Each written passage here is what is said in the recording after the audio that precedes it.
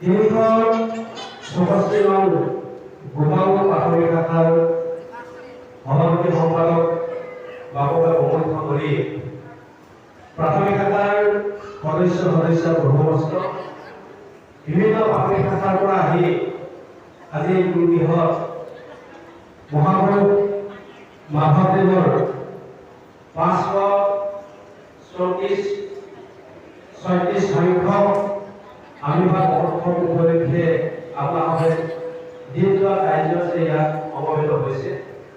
আমি সকলোলৈ ভক্তি ভৰা সেৱা নিবেদন কৰিছোঁ। বিশেষকৈ এই গুৰুদেৱৰ নামঘৰীয়া অৱদানলৈ সেৱা নিবেদন কৰিছোঁ। মোৰ সন্মুখত আসন অলংকৃত কৰা জ্ঞানজ্যেষ্ঠ বয়োজ্যেষ্ঠ মোৰ পিতৃতুল্য বহুমস্তলৈ শতকোটি বাৰ সেৱা নিবেদন কৰিছোঁ। মাতৃস্বৰূপ আই মাতৃ সমস্তলৈ শতকোটি বাৰ সেৱা নিবেদন কৰিছোঁ। যুৱক যুৱতী অলপন মানামণি সমস্তলৈ সেৱা নিবেদন কৰিছোঁ। বিশেষকৈ আজি মহাপুৰুষ মাধৱদেৱৰ আজি 536 সংখ্যক আবিৰ্ভাৱ উৎসৱ এই দুটা কাৰ্যসূচী আপোনালোকৰ যি কাৰ্যসূচী পালন কৰিলে বিশেষকৈ ভ্ৰমণতা আয়োজন কৰাৰ সভাপতি সম্পাদক আপোনালোকে সেৱা নিবেদন কৰিছোঁ। লগতে খন্তেক আগতে খোল প্ৰসংগ নাম প্ৰসংগত যি অংশগ্ৰহণ কৰিলে আমি সমস্ত বাপ বান্ধৱী সেৱা নিবেদন কৰিছোঁ। আৰু লগতে আমাক ফোন যোগেদি আমন্ত্ৰণ কৰি আনি আপোনালোকৰ আগত চিনাকি কৰি দিলে আমি তেৰাৰ বাজনালৈ ভক্তি ভৰা সেৱা নিবেদন কৰিছোঁ। বিশেষকৈ আমি সিমান আমাৰ জ্ঞানৰ ধাৰণা নাই। আপোনালোকে জানে যে ভাগৱতৰ কথা সকলোৱে জানে, কিন্তু তথাপিও আমি শ্ৰৱণ কীৰ্তনৰ মাধ্যমেৰে আজি যে শ্ৰৱণ কীৰ্তন হ'ব এই 81 বিধ ভক্তিৰ ভিতৰত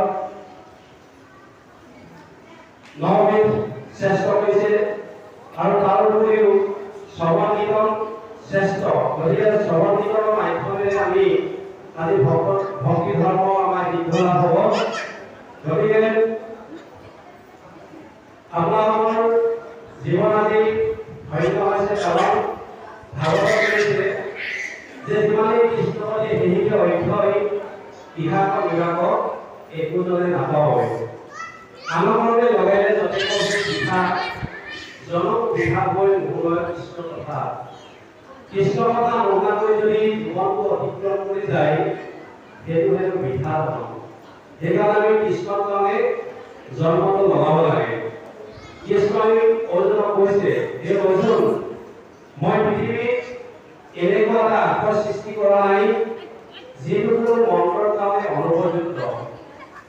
মই পৃথিৱীত এনেকুৱা এজোপা বৃক্ষৰ দৰে কৰা নাই যিজোপা শিপা কোনো ঔষধৰ কাৰণে অনুপযুক্ত। আৰু মই পৃথিৱীত এনেকুৱা এজন মানুহ সৃষ্টি কৰা নাই যিজন কোনো গুণৰ অনুপযুক্ত। অৰ্থাৎ কৰ্মফলে আমাক কিবা নহয় কিবা গুণ আৰু প্ৰতিভা প্ৰভু ভগৱানে গোটেই দি পঠিয়াইছে। প্ৰভু ভগৱানে দি পঠিওৱা প্ৰতিভাটো যদি আজিকালি পৰিৱেশলৈ আহি সাধুলৈ আহি শাস্ত্ৰৰ উপদেশৰ দ্বাৰা মহাপুৰুষৰ বাণীৰ দ্বাৰা তাক যদি পৰিশোধন কৰি প্ৰভু ভগৱানৰ কৰ্ম যদি আমি লগাব পাৰোঁ তেতিয়াহ'লে ভগৱানে কৈছে যে মোৰ কাৰণে যি দিব সি কিবা পাই থাকিব। আজি উন্নতা হ'ব লাগিলে সেৱকী হ'ব লাগিলে কি দিলে? কৃষ্ণ কৰ্ম এইটোৱেই, যিটো কৰ্ম কৰিলে তৃণমূল ব্যক্তি বিশেষৰ পৰা নিখিল জগতৰ কল্যাণ সাধন হয়। আত্মাকে ধৰি নিখিল জগতৰ কল্যাণ কৰ্মত আমি যিকণ সময় লগাম শাৰীৰিক মানসিক ভৌতিক আৰ্থিক এইখনহে আমাৰ অক্ষয় পুণ্য। এইখনহে আমি পৰকালৈ যাওঁতে লৈ যাম। এতিয়া ভাৰতৰ আলোচনা লৈ অহাখিনিয়ে আমি ভোগ কৰি আছো। সব ইয়াতে এইফালে যাব লাগিব। পুত্ৰ ভাইজা ঐশ্বৰ্য থাকিব কৈত কৰি পাপ পুণ্য ধৰি যাব লগত ধৰি তোলা বস্তু কিন্তু লগত যাব। হয় পাপ নহয় পুণ্য। পাৰ্থিব জাগতিক যিমান বস্তু চব ইয়াতে ঈশ্বৰে লাগিব। আজিৰ দৰে কৰ্মত যিসকলে আত্মনিয়োগ কৰিছে শাৰীৰিক মানসিক ভৌতিক আৰ্থিক এইবোৰে আমাৰ অক্ষয় পুণ্য। আজি আপোনালোকে কি দিলে দুখ কৰি ধন ধান আদালত মানে কৃষ্ণে এনে যদি কাকখাইমে আনে নিজৰ সন্তে আজিও যদি জগৰা কিছু ব্যয় কৰি কৃষ্ণৰ সেৱা এক গুণ লগাইলে সহস্ৰ গুণ হয় নাজানি মূৰ্খকে ধন সঞ্চয় কৰে। আনন্দৰে লগাইলে যতেক দুখ বিঘা জনকো বিঘা বয় নোহোৱা কৃষ্ণ কথা। আমি দুখ কৰি ধন ধান যদি আৰ্জন কৰি যদি আমি সৎ কৰ্মত যদি নলগাওঁ তেতিয়া সেই ধন কিয়া যাব হয় চুৰ লগাইলে নহয় পুলিচ পেট্ৰলিয়ে নহয় ডাক্তৰে খাব ইত্যাদি ইত্যাদি। যদি আজি মানে যদি সৎ কৰ্মত লগাওঁ তেতিয়া সেইটো অক্ষয় পুণ্য হ'ব। সেইকাৰণে আমি এই অক্ষয় পুণ্য কৰিবলৈ হ'লে আজি মানে পৰিশ্ৰমলৈ আহিব লাগিব। এতিয়া ইয়াত ভাগৱত কৈছে যে ইয়াত কৈছে কৃষ্ণ উদ্ধৱ সংলাপ 11 স্কন্ধ কৃষ্ণ বৈকুণ্ঠৰ যাব হৈছে। তেওঁ বৰণীয় যিবিলাক কৰ্ম আছিলে সেইবিলাক কৰ্ম সাধনা কৰি তেওঁ বৈকুণ্ঠলৈ যাবলৈ সাজু হৈছে। আৰু এই কথাটো একমাত্ৰ তেওঁ ভকত একান্ত ভকত উদ্ধৱেহে গম পাইছে তেওঁ যে বৈকুণ্ঠলৈ যাব। আৰু এই কথাটো জানি তেওঁ কৈছে যে হে প্ৰভু দয়াময় যে তুমি বৈকুণ্ঠলৈ যাবা এই কথাটো মই জানিছো, গতিকে তুমি মোক তোমাৰ লগত লৈ যোৱা। তেতিয়া প্ৰভু ভগৱানে কি বুলি কৈছে, হে তুমি আমি দুয়ো গ'লে মিলিব অনৰ্থ লুপ্ত হৈব জ্ঞান কিন্তু ভগৱতীৰ পথ অধৰ্মে বিধিবে ৰাখি যাইবে ভগৱতী ভগৱতী গৰাকী তুমি ঘাটিও সম্প্ৰতি। তুমি আমি যদি দুয়ো একেলগে গুচি যাওঁ তেতিয়াহ'লে ভক্তি ধৰ্ম লুপ্ত হ'ব। যেতিয়া ভক্তি ধৰ্ম লুপ্ত হ'ব তেতিয়া ইয়াত অধৰ্মই বিৰাজ কৰিব। গতিকে তুমি কিছুকাল ইয়াত থাকি যোৱা। যদি আমি ভাগৱত যদি বিশ্লেষণ কৰিবলৈ যাওঁ তেতিয়াহ'লে এই অঞ্চলৰ এই তিনিখন পাহৰি ভাষাৰ গুৰুগৃহত বা এই পাহৰি ভাষাত ইয়াত ভক্তি ধৰ্ম আছে। আৰু ভক্তি ধৰ্ম থকাৰ কাৰণে এনেকুৱা এটা অনুষ্ঠান পাতিবলৈ আয়োজন কৰিবলৈ সক্ষম হ'ল। গতিকে আমি সমূহ বাপপাদৰ আইনী সৃজনলৈ প্ৰতিবাদ ধেমালি নিবেদন কৰিছোঁ। কাৰণ কৃষ্ণই যিখিনি উদ্ধৱক কৈ থৈ গৈছিলে যে মোহৰ বচন এইটো নাচাৰিবা তুমি শ্ৰৱণ কীৰ্তনৰ প্ৰৱৰ্তাই থাকা তুমি শ্ৰৱণ কীৰ্তন প্ৰৱৰ্তাই থাকিবা, এই মোৰ বচন তোমাৰ। গতিকে আপোনালোকে আজি ইয়াত শ্ৰৱণ কীৰ্তন প্ৰৱৰ্তন কৰি আছে। গতিকে আপোনালোক ধন্য হৈছে, লগতে আমিও আপোনালোকৰ দৰ্শন পাই আমি নিজেও ধন্য হৈছোঁ। গতিকে এতিয়া হৈছে ভাগৱতৰ আমি কিছু বিশ্লেষণ কৰিবলৈ গ'লে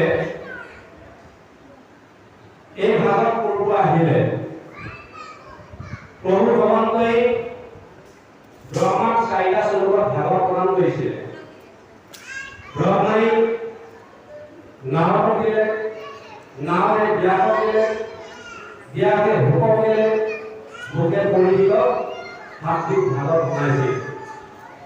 আৰু যেতিয়া বনাই আছিল তেতিয়া ভোকেও 16জন 128 মাইল দূৰৰ পৰা তেওঁ উগ্ৰ সভাটোত তেওঁ শ্ৰৱণ কৰি আছিল। এই হৈছে ভাগৱত। ব্ৰহ্মাই চাৰিটা স্বৰূপত ভাগৱতৰ প্ৰথম স্বৰূপটো হৈছে জগতৰে পূৰ্বময় ঠাকুমাত্ৰ জান কাৰ্যৰ কাৰণ কিছু নাছিলে কমান মুখ মাত্ৰ দেখিলে সৃষ্টিৰ মধ্য যত দেখা শুনা হবে মই বিচাৰ মই অৱশেষে থাকিব অন্তৰত কুণ্ড ভাঙিলে যেন শুনা স্বৰূপ জগতৰ পূৰ্বতে মই আছিলো বৰ্তমান মই আছো আৰু ভৱিষ্যতো মই থাকিম যেনেকৈ সোণৰ পৰা কুণ্ডল বনাব পাৰি ঠিক সেই কুণ্ডল যদি জুইত দিয়া হয় ঠিক সোণেই হ'ব ঠিক এই জীৱ জগত চৰাচৰ মোৰ পৰা জন্ম হৈছে আৰু শেষত মোৰে দিন যাব দুৰ্লভ হৈছে অবস্তুত দেখা বস্তুত বহি এই কেউ পুৰ মায়া জানা বিষ্ট কৰি নাথাকিতো দেখি যেন চন্দ্ৰমাতয় ঠাকুৰৰ ভোগ যেন কেৱলে কয় এই মতে মায়াৰ কৰি ঈশ্বৰক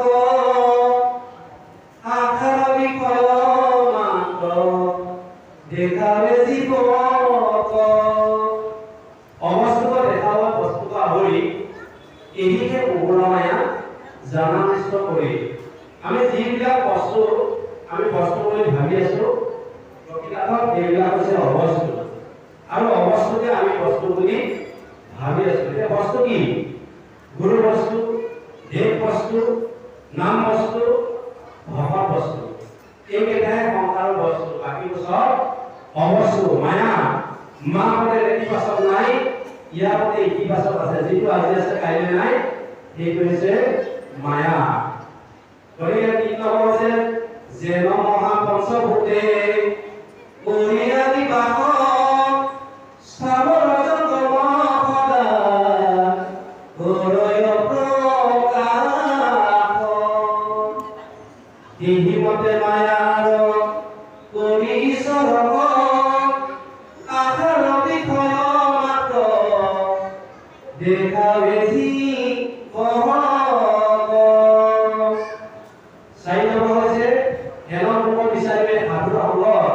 শ্ৰৱণ কীৰ্তনৰ প্ৰবল মানে মোক সাধু সংগত বিচাৰি পাবা তোমাৰ শ্ৰবণ কীৰ্তনৰ দ্বাৰাই এই 40 শ্লোক ব্ৰহ্মাক 40 শ্লোকত ভাগৱত পুৰাণ কৰিছিলে আৰু ব্ৰহ্মাই নাৰদক দিলে নাৰদে ব্যাসক দিলে আৰু ব্যাসে ভোগক দিলে ভোগে পৰীক্ষিতক ভাগৱত শুনালে ইয়াৰ মাজতে আমি ব্যাসে কেনেকৈ ভাগৱত পালে কেনেকৈ ৰচনা কৰিলে তাৰ বিষয়ে অকণমান লাগি ধৰো আপোনালোকে জানে জ্যেষ্ঠসকলে জানে কাৰণ আমি প্ৰথমতে কৈছো যে ভাগৱতৰ আপোনালোকে সম্পূৰ্ণ জানে তথাপিতো আমি শ্ৰৱণ কীৰ্তনৰ দ্বাৰাহে আমাৰ ভাগৱতৰ কিছু বিশ্লেষণ কৰিবলৈহে আগবাঢ়িছো যেতিয়া বৈতনিক আশ্ৰমত ব্যাস মহামুনি ব্যাসে উপস্থিত হৈ আছিলে কলৈ যাওঁ কি কৰোঁ তেওঁ কোনো মনত কোনো ভাৱ নাছিলে তেতিয়া সেই সময়তে দেৱৰ্ষি নাৰদ তাত উপস্থিত হ'ল আৰু দেৱৰ্ষি নাৰদক পোৱাৰ লগে লগে ব্যাসদেৱে প্ৰশ্ন কৰিলে যে মই হে দেৱৰ্ষি নাৰদ মই ১৮খন পুৰাণ ৰচনা কৰিলো মই স্মৰণ কৰাৰ লগে লগে প্ৰভু নাৰায়ণক তেওঁ দেখা দিয়ে তথাপিতো মোৰ কিয় মনটোৰ খুব শান্তি হোৱা নাই কিয় অনুভৱ হৈছে মোক আপুনি বুজাই দিয়ক এই বুলি কোৱাৰ লগে লগে নাৰদে কৈছে যে মহামুনি ব্যাস তুমিয়ে কৰিলা জগতক ভগৱান আকস্মিকে লোকক কৰাইলা শিক্ষা ধৰ্ম নুবুজিলা তুমিও বেদতত্ব ধৰ্ম গৰিহিত কৰ্ম লোক লীলা ধৰ্ম বুলি তোমাৰ অৱসৰে লোক নাহিল সমৰি স্বভাৱে লম্বত বিষয় যত অনুৰাগ স্বৰ্গবায়ু বুলি ৰঙে তাতে সংসাৰ কৰিলা হিংসা ধৰ্ম নানা দেৱ পূজয় পুণ্য ক্ষয় ভয়ে তোমাই নৰকত যদি জ্ঞানী কৰে কাক কৰে নিকৰণ অৱতাৰ বাক্য কৰা মানে পূজন ভুলে উপলম্ব কৰি বচন সঠিক ব্যাহত অধিক ভৰিলে সেই ক্ষেত্ৰতীত হে মহামণি ব্যাস তুমি জগতত কৈলা ভবা আকস্মিকে লোকক কৰাইলা হিংসা ধৰ্ম তুমি নুবুজিলা বেদৰ তত্ত্ব মৰ্ম তুমি ভাষাবে পঢ়িলা ভূতপুৰাণ ৰচনা কৰিলা কিন্তু পুৰাণত তুমি বেদৰ কোনো মূল বুজি নাপালা তুমি তোমাৰ যিবিলাক পুৰাণ ৰচনা কৰিলা বিভিন্ন দেৱ দেৱীসকলে কি পালে তাত সন্তুষ্ট হ'ব এই কথাটো তুমি সম্পূৰ্ণ লিপিবদ্ধ কৰিলা তাত যে তুমি ভগৱান যে শ্ৰেষ্ঠ প্ৰভু অনন্তমূৰ্তি যে প্ৰভু ভগৱান শ্ৰেষ্ঠ এই কথাটো তুমি ক'তো লিপিবদ্ধ নকৰিলা দেৱ দেৱীসকলে কি পালে সন্তুষ্ট হ'ব আৰু এই পূজা পাঠৰ দ্বাৰা জীৱ হত্যা কৰিলা গতিকে তোমাৰ পাপ হ'ল এতিয়াও তোমাৰ সময় আছে মূল উপদেশে কৰা ভাগৱত শাস্ত্ৰ প্ৰচাৰ গোবিন্দৰ গুণ নাম মাত্ৰ তোমাৰ এতিয়াও সময় আছে তুমি পুনৰ এখন শ্ৰীমদ ভাগৱত ৰচনা কৰা তাৰ কাৰণে তুমি মই যিমান তোমাক সহায় কৰিব লাগে মই কৰিম যিখন শাস্ত্ৰ প্ৰভু ভগৱন্তৰ যে শ্ৰেষ্ঠ অনন্তমূৰ্তি ব্ৰহ্মাণ্ডৰ তেওঁ যে হৰি অধিকাৰী এই কথাটো তুমি সম্পূৰ্ণ লিপিবদ্ধ কৰি তুমি এখন শ্ৰীমদ ভাগৱত ৰচনা কৰা আৰু শ্ৰৱণ কীৰ্তন যে শ্ৰেষ্ঠ এই কথাটো তুমি সম্পূৰ্ণ লিপিবদ্ধ কৰা এই বুলি তেওঁ পৰামৰ্শ দিলে আৰু তাৰপিছতে তেওঁ মহামণি ব্যাসে এই শ্ৰীমদ ভাগৱত গ্ৰন্থ ৰচনা কৰিলে এই হৈছে ভাগৱত এটা শ্ৰীমদে জীৱন্ত বুজাইছে